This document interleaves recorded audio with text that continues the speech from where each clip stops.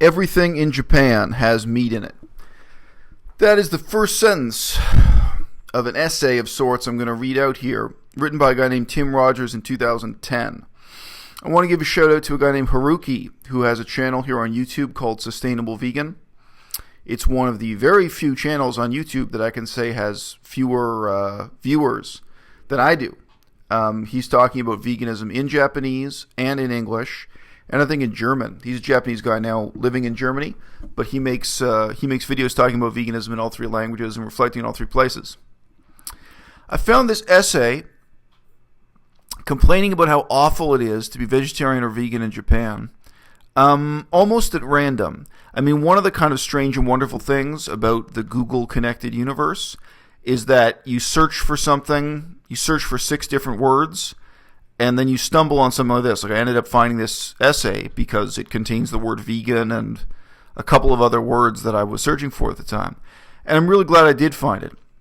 Now, coming back to Haruki at Sustainable Vegan, I found his YouTube channel, and I wrote to him. I sent him an email, and he's actually written an ebook on being vegan in Japan. And I bought it. I think $5, very reasonable price, very low price. But I thought to myself before I bought this ebook about how to be vegan in Japan, how to cope with being vegan in Japan, I thought, well, I hope this book doesn't just confirm what I already know, that it's pretty much a matter of surviving on getting onigiri at 7-Eleven. And the bad news is, I bought the book, I read it, and it confirms you're pretty much surviving on getting onigiri at 7-Eleven. I've lived in quite a number of different cultures. If you click through my videos here on YouTube, you will see some reflections on what it's like to be vegetarian or vegan in these different cultures. Possibly the worst culture I've lived in actually was France, although I've lived in different cultures in Asia. One of the weird and terrible things about Japan is that it is right next door to Taiwan. And Taiwan maybe has the strongest culture for veganism in the world. In Taiwan, if you go into a 7-Eleven, there is a serious selection of packaged vegan food, frozen food, whatever. And it is marked as vegan explicitly, and there are government guidelines that define veganism. At the factory where they make that food, the vegan food cannot be on the same conveyor belt as any meat or dairy containing food, which is a little bit insane, but hey, obviously it's nicer to live in a country where the regulations are too strict rather than a country where the regulations don't exist. In general, Taiwan has responded to its, challenges of modernity and its cultural legacy of Buddhism and miscellaneous Chinese traditional religions by really forming a tremendously vibrant vegan subculture. Now, unfortunately, Taiwan also has an incredibly vibrant meat-eating majority culture. Let's not digress too much here. And my point is not, by the way, that you should judge a country but what you can get at 7-Eleven. But that is symptomatic. 7-Eleven is not a good place to get food as a vegan. It's not a great place. But the fact that you can get Taiwanese vegan food everywhere, that in Taiwan you can get a vegan option even at a 7-Eleven, even at a gas station, even at these places, reflects the extent to which that whole island, that whole culture in that country has really accommodated vegans as a significant voice. And I have met and spoken with vegan guys in Taiwan who were in the army, and they told me that you can be vegan in the Taiwanese army, which I still find hard to believe, but they say it, so I gotta believe it. All right, Japan is right next door to Taiwan. Guess what? Japan has responded to modernity and the legacy of its Buddhist and animist heritage in a totally different way. And Japan is, to all reports, one of the worst and one of the hardest places to be vegan anywhere in the world. I'm going to provide a link to the original essay by Tim Rogers. I have excerpted the text that I'm interested in here. I'm not reading the whole essay. The essay has other complaints about why living in Japan is so hard, which is fine. You can read it all if you want to. And also, I've omitted some of the digressions that kind of only make sense when you read them on the page and wouldn't make sense to read them out loud. So some minor revisions to this article. Everything in Japan has meat in it. Potato chips pretty much always have beef or pork extract in them. I've watched ingredient labels with perverse interest over the years. Something caught my eye while looking over the white bread ingredient labels one day or 2 or 3 years ago. About half of the makers of white bread include lard as an ingredient. This is a thing that I know happens in white bread in other countries. However, since phrases like lard ass and tub of lard successfully penetrated the deepest levels of the collective modern English-speaking human consciousness, food companies all over the place are avoiding the word's appearance on their ingredient labels. Many bread makers substitute oils, butters, or, God help us, margarine. Well, I can now curiously report that, on a recent trip to a supermarket, I couldn't find a single loaf of white bread that didn't have lard in it. So what he says is true here.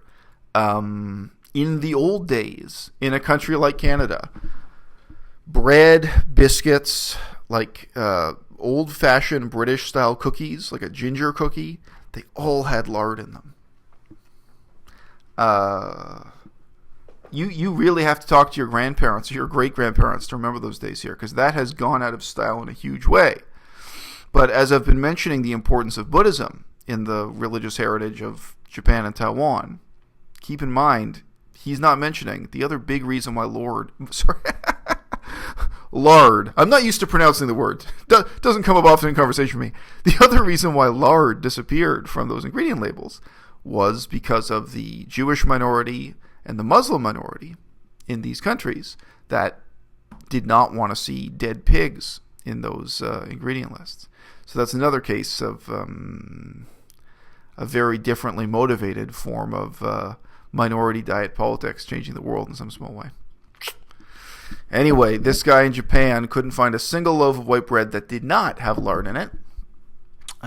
Japan obviously does not have a history of having Jewish and Muslim minorities trying to campaign to get rid of those ingredients. In Taiwan and elsewhere, I mean, bread itself is still kind of regarded as a foreign food.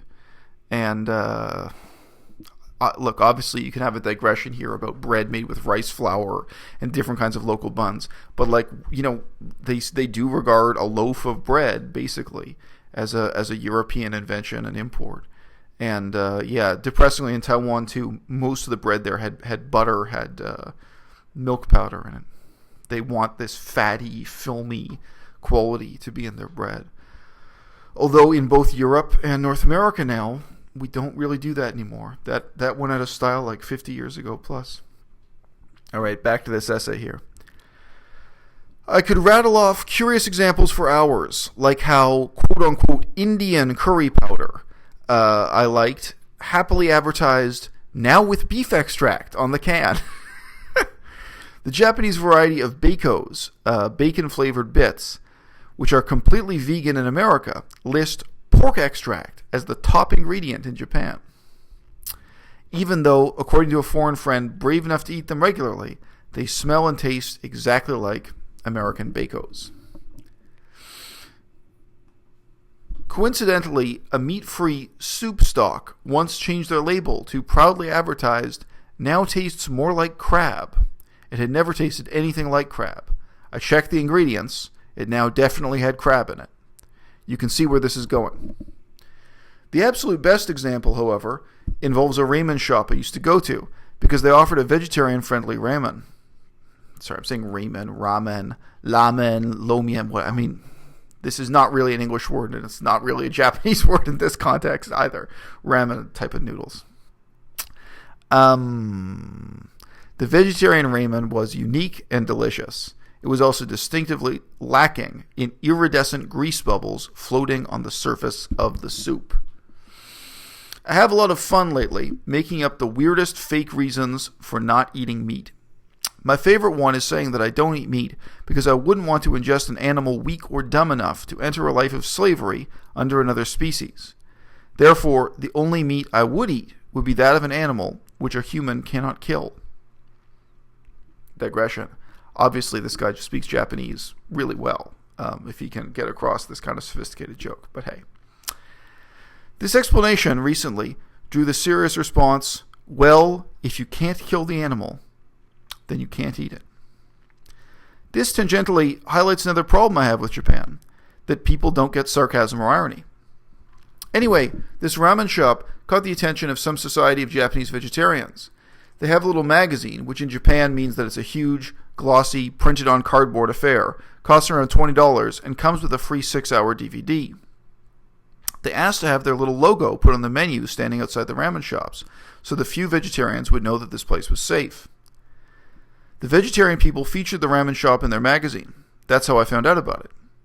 Not long after this happened, the chain coincidentally took off. People really loved their extra pork bone marrow ramen. The number of locations multiplied. Eventually, someone higher up in the administration of the parent company was writing down a checklist of things they could do to make more money. Rather than humbly ask the vegetarian magazine if it was all right to remove the vegetarian magazine's logo, they decided to humbly apologize that the recipe had changed, and the vegetarian ramen's broth now included pork bone marrow, so they would have to stop advertising it as safe for vegetarians.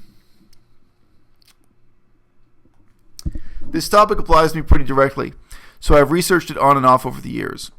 I have yet to find a single, not high-class Chinese restaurant in Tokyo that serves a single vegetarian dish.